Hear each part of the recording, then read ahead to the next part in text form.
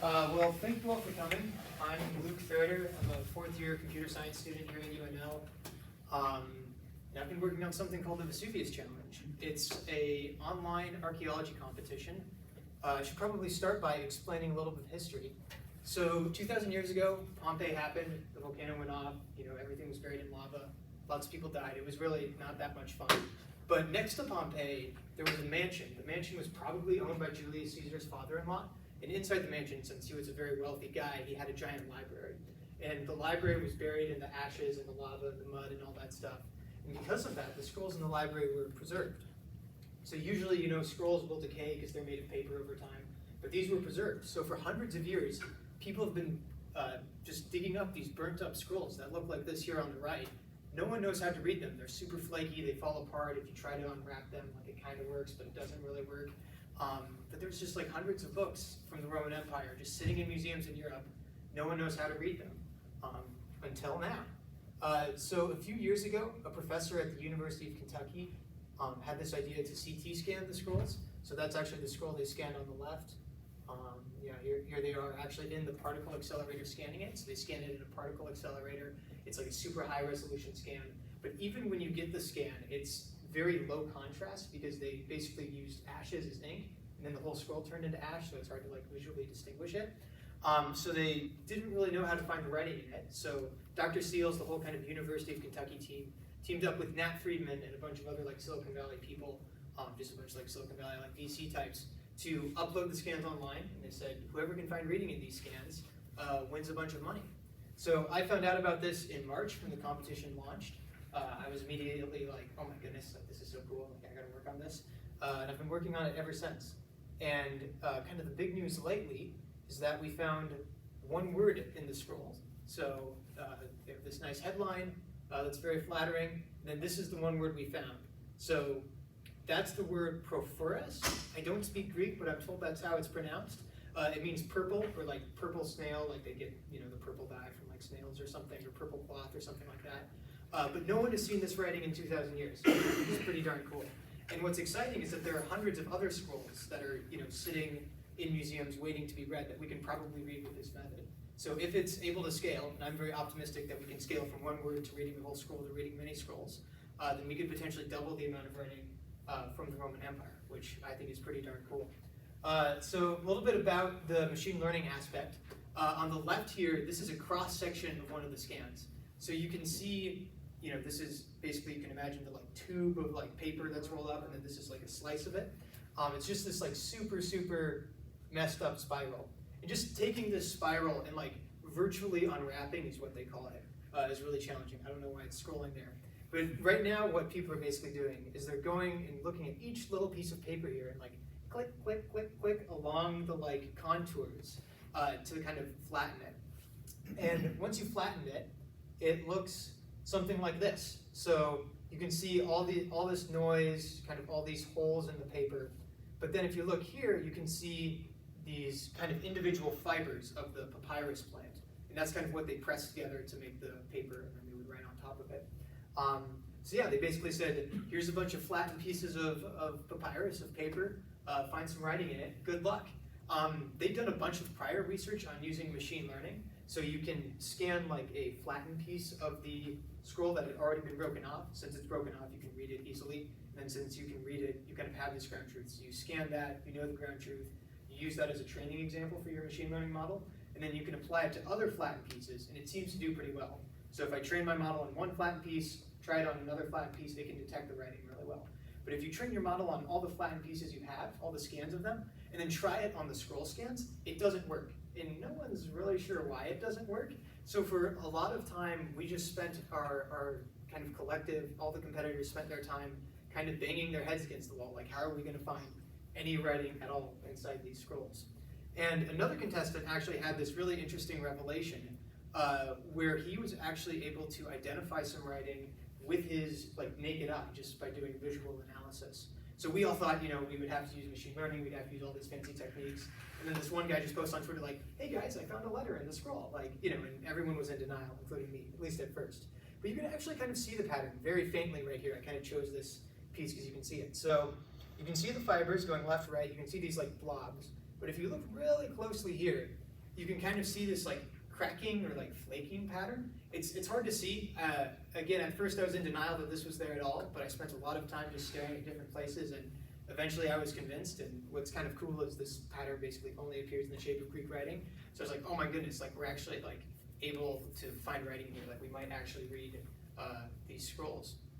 So if you can find it with your naked eye, that's of course great. It'd be even better if you could automate that, because of course you're going to make mistakes. You know, hopefully you can pick up patterns with machine learning that you can't pick up visually. So then I kind of found out about, you know, this kind of crackle pattern in June, and since then I've just been training, refining my machine learning models to detect as much writing in it as I can.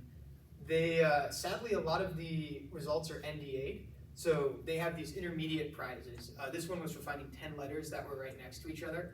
So that prize was claimed. I got first place, another person got second place. You know, this is obviously very cool. There's a lot more writing you can find in the scrolls as well. This is kind of a good screenshot on the top that they also unveiled. This was from the second place guy. But the grand prize is to find 4 total paragraphs within the scroll, which I think is quite doable. The deadline is by the end of the year. I think it's, you know, again, very doable. I'm quite optimistic, but it's, you know, it's certainly never guaranteed. But I've been working constantly on this. So the machine learning itself, the code's all on GitHub, it's all open source, is like relatively simple. It's not using language models. It's not using like kind of the current generation of machine learning stuff. It's using things like ResNets, a little bit of vision transformers, but convolutional neural nets, kind of the last generation of like what was kind of the cutting edge in machine learning, like maybe 2015 to 2020, you could say. This is actually the wrong repository. Beautiful planning on my part. Yeah, here we go. But the code is actually like, I think, relatively straightforward. You just kind of take a piece of the scroll and then you chop it up into these little bits. So here's some examples. Some of these, like this one here, right? You know, there's obviously no cracking pattern. Here, you know, the cracking pattern is quite more apparent, so that gets a label of 1. This is a label 0. I guess there's some cracking in here, I guess, or at least that's what I labeled it as. But then there's like no cracking here and here. But you just show it, you know, tons of these kind of examples. You do it in 3D, so you show it multiple layers of the scan at once. And it gets like pretty reasonably good at identifying these letters. But yeah, I think this project's super exciting. Again, the grand prize is to find 4 paragraphs, and you know, they've only scanned 4 scrolls at this point. Again, there's hundreds, they've scanned 4 of them. It's very challenging logistically to scan the scrolls. But they've scanned 4 of them. Each one, like if you unrolled it, it would be like as long as this table here. So 4 paragraphs is quite doable. But reading the whole scroll, I think is also quite doable. So it's really exciting. But yeah, that's just kind of me rambling. Happy to answer any questions. I think it's a pretty exciting project. So I'm happy to talk as long or as little as you guys want. Are you focusing on subtracting out the pattern of the papyrus and the stripes in this papyrus? Mm-hmm. That seems like something I would want to subtract out at first opportunity. Is that something you're focused on? So in other words, instead of recognizing the letters, recognize the papyrus pattern so you can subtract it out. So that's definitely an interesting idea. And under the hood, that's what the like neural networks are learning. Okay. It's really challenging to do that because the papyrus is not always of equal length. Right, it's never straight. They're never like perpendicular. They bend, they curve, they twist. And even if you could perfectly subtract them, a lot of the letter patterns are not visible to the naked eye. Right. So for example, like, again, I've spent a lot of time staring at this one piece of paper. Like this pi and this omicron, or O or whatever, these are both very visible to the naked eye. But like this alpha, this omega here, like machine learning can only pick that up. Like I try really hard, I kept little flakes. So even if you could subtract out the papyrus pattern here, that'd be great. But like even then, a lot of it still isn't visible to the naked eye. And I should probably also dissect this image a little bit. There's a lot going on here. So what you're seeing down here, kind of in the background, is the actual CT scan itself. These black spots are the output of my machine learning model. And then these purple boxes are boxes that were added by like Greek scholars who know Greek, who can like actually read Greek and stuff and kind of spend their time studying manuscripts like this. And they manually annotated this. So I'm not trying to do any like OCR, I'm not trying to automatically detect the letters. I just try to take the ink, make it visible, and then the experts can interpret it from there. So you're just like looking at these, and yeah. Does that kind of answer your question? Yeah. Awesome. Anything else? As you get positive results, does it increase the probability of finding more and more as links that you can feed it back in to train. Yeah, exactly. So you can basically bootstrap. So I started, when I first found out about the crackle pattern, I spent like many days, many sleepless nights, just finding a handful of examples, just like 10 scattered letters throughout the scroll. And then you kind of train your model on that. It brings more letters into view. You train your model on this, that brings even more into view. Yeah, you kind of have to bootstrap it that way. Exactly. Go ahead. So you're limited to the data that is provided to you by the people that have Yep. the scrolls. Has anything like line analysis of the material, has that been done of it?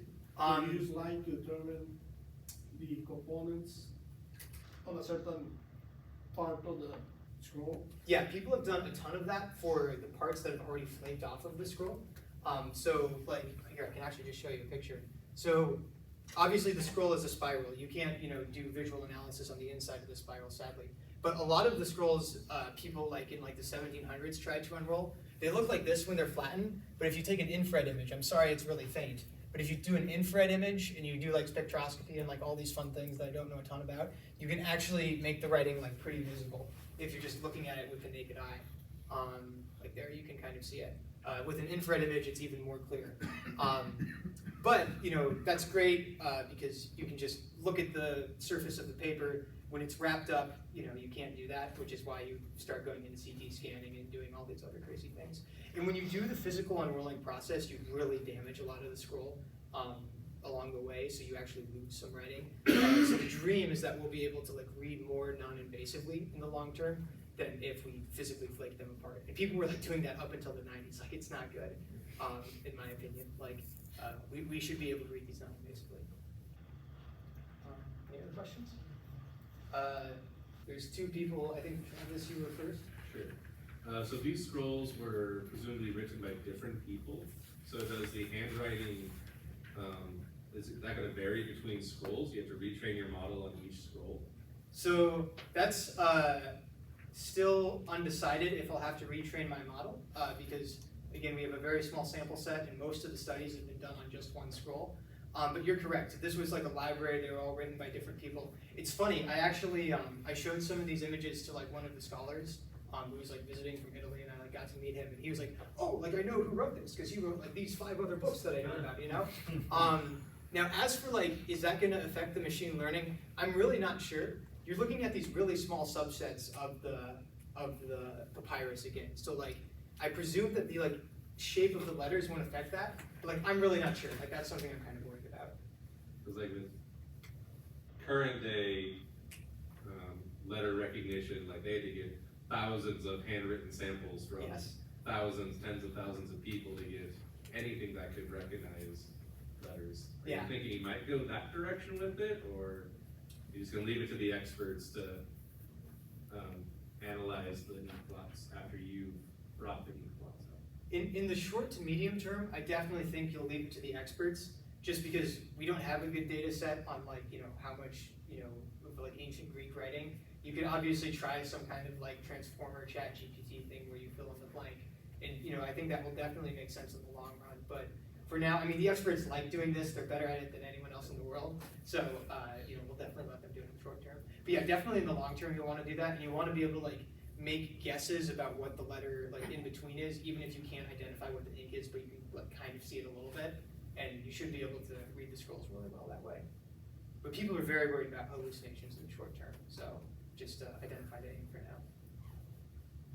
Right? Okay, so this is kind of a half thought out question, so it'll sound kind of weird. I'll get it. But like, so it sounds like half the issue is really half the issue is pulling out the letters, and then the other half the issue is identifying the letters? Identifying the letters as in like, I see the ink, is that like an alpha or a lambda or something? The experts are generally pretty good at that. They're used to looking at like flaked apart manuscripts because nothing from the ancient world was very well preserved. That's like a whole other challenge. So when you have those boxes with the letters above them, how is that produced? So a committee of 6 like papyrology Greek scholars reviewed them, and they all unanimously agreed that these letters were there. Is how this was produced. So it was really just extracting that there's letters there. Okay, and then my other half thought out. No, it's all good. But yeah, the black blobs are my machine learning outputs, and then the purple is annotation by committee, basically. Annotations, okay. got it. Yeah, So exactly. then the other question is, would there be anything possibly from the scrolls that were already unraveled that could also help with, as additional data to help influence something else? That's the hope. So that was the original plan, was they took 4 broken off pieces and scanned them, and then they tried to apply them to the scroll, and it just didn't work. We all tried a bunch of different things to like make it work, we're not sure. We think it has a lot to do with the CT scan intrinsics. So the resolution was different, the like material that it was like held in the CT scanner was different. Even if you try to like match like the distributions of like the values and stuff, it doesn't seem to work, like no one's sure. It was 4 flakes. How many flakes exist? Thousands.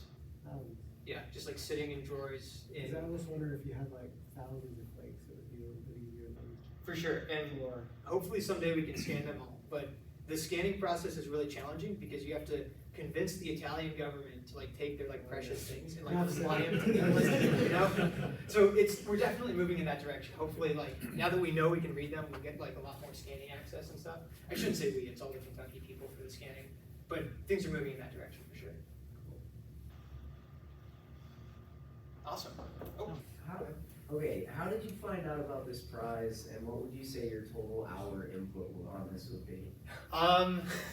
These are 2 very good questions. So, the prize was organized by Nat Friedman. He kind of found the Kentucky people, spun it out into a prize. He was like former CEO of GitHub, kind of like a relatively big name. So I just like heard like I just got in a podcast with him and my YouTube recommended. And I was like, oh, a Nat Friedman interview. And then he just like talked about this, and he was like, hey, if you're listening, like you might win. So I was like, oh my goodness, like I gotta work on this. And then since when I heard that podcast in March, I've just been working on it constantly. I was like doing other things kind of earlier in the year, so just kind of doing this evenings and weekends. And then more recently, now that I'm back in school, and the school is pretty manageable, I've been just going at this nonstop. I was up till like 3 a.m. last night, and I woke up at 9. Like, it's a pretty common thing for me right now, but I'm just, trying to put as much as I can, like 60 hours a week into this. Wow. Thank you. Awesome. There you go.